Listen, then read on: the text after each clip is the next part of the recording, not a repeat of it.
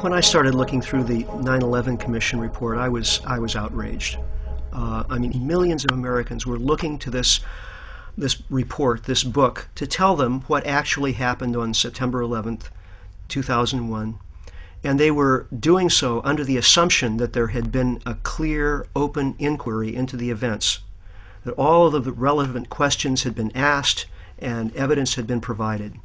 And this clearly was not the case. Well, the Keane report on 9/11, which was finally set up, I think is not a serious examination of what happened and what the causes were. I say that, first of all, because clearly the Bush administration didn't want to do it. They resisted all the calls for an official inquiry for several months. And what actually finally persuaded them to do this was not the politicians in Congress. It was the families, the wives of those who were killed at 9/11. The first thing it does is name the 19 hijackers, the mostly Saudi nationals. But of course we heard within days of the events that something like 5 or 6 of these people were still alive and well and living in the Middle East. Why wasn't this addressed in the 9/11 Commission report? Why wasn't there some inquiry as to who were the real hijackers if in fact the people who had been identified were clearly not the right people? And on the day itself, which I think is the most significant evidence, the first plane hit at 8:46 a.m., the Southern Tower at about 9:05 a.m., the third plane hit the Pentagon at 9:38 a.m. They knew there was a hijack between 8:10 and 8:20 in the morning, let's say 8:15, so they knew half an hour before the first plane, 3/4 of an hour before the second plane, and an hour and a half before the third plane hit their targets. And not once in that time did they scramble a warplane to intercept. Now that is just staggering.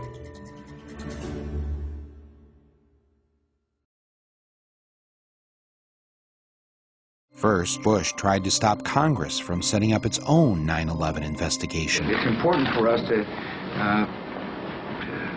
not reveal how we collect information. That's what the enemy wants. And we're fighting an enemy. When he couldn't stop Congress, he then tried to stop an independent 9/11 commission from being formed. The president's position was a break from history. Independent investigations were launched within days of Pearl Harbor and President Kennedy's assassination. But when Congress did complete its own investigation, the Bush White House censored 28 pages of the report. The president is being pressed by all sides to declassify the report. We have given extraordinary cooperation with Chairman Keane and Hamilton.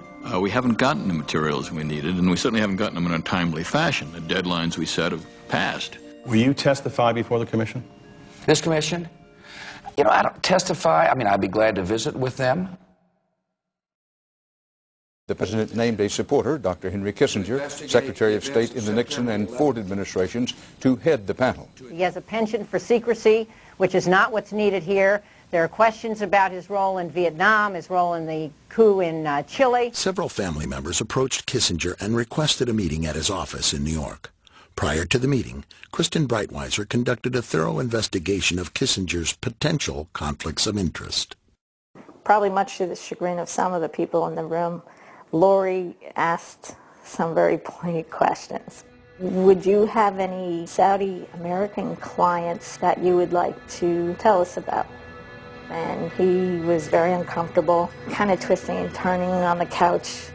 And then she asked whether he had any clients by the name of bin Laden. And he just about fell off his couch. Former Secretary of State Henry Kissinger stepped down from the position Friday. We thought the meeting went well. I wouldn't want to be in the way of some of these families. I mean, they're... Kissinger was soon replaced by Tom Keene, a former New Jersey governor, and former Congressman Lee Hamilton, who had chaired the House Intelligence Committee.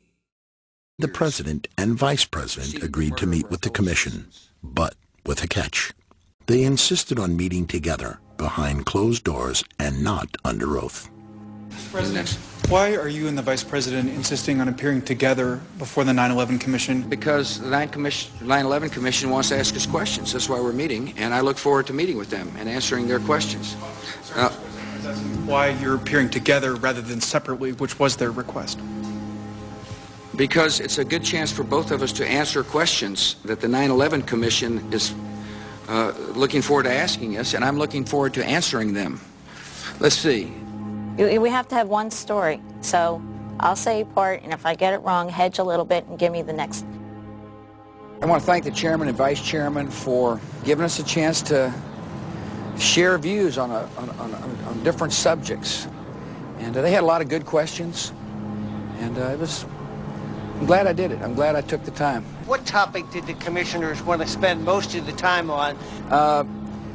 It's probably best that I not go into the details of the conversation. The President and Vice President of the United States, don't you think they should be able to stand up and speak their own words? They should go under oath. They should be, yeah. In public. Don't you think that the families deserve to have a transcript or to be able to see what you Adam, said? you asked me that question yesterday. I got the same answer, yeah. The chairman of the commission is a Republican, and even more importantly, the executive director is a Republican. And this executive director, Philip Zelikow, is not just any old Republican. He was a member of the National Security Council of the Bush I administration, where he worked with Condoleezza Rice. Then, during the Clinton years, when the Republicans were out of office, he and Condoleezza Rice co-authored a book. And I have co-authored a book with somebody, and I know you have to be very good friends, and you have to share almost all beliefs in common. He then worked for the transition team for the National Security Council for the transition between the Clinton and Bush administrations. And finally then, he was appointed to Bush's Foreign Intelligence Advisory Board. So, the commission is definitely not independent, if you mean independent from the White House, because the executive director represents the perspective of the White House. Now, why is this important? The executive director directed the work of the staff, and the staff of the commission, not the commissioners, did almost all the work. And as director of the staff, he decided which lines of inquiry were worthy to be looked into and which ones should not. Therefore, as executive director, Zelikow could direct the staff to investigate those events that were relevant to the official conspiracy theory and simply ignore all events that would be supportive of the alternative conspiracy theory. Some critics, having read the 9/11 Commission report, have called it the 9/11 Omission Report. Well, this is a good name because it systematically excludes virtually every fact supporting the alternative theory. Some people have also called it a whitewash, and it is. But this term assumes that the Commission should have investigated the White House, that is, various kinds of evidence suggesting that there was complicity by the White House. But given Zelikow's position, any investigation of the White House would have been carried out by, essentially, the White House itself. A more accurate way to put it was that as the White House's inside man on the Commission, Zelikow was in position to make sure that the White House, along with the CIA, the FBI, the Pentagon, and the Justice Department, was not investigated. Once we understand this, we will not be surprised by the Commission's omissions.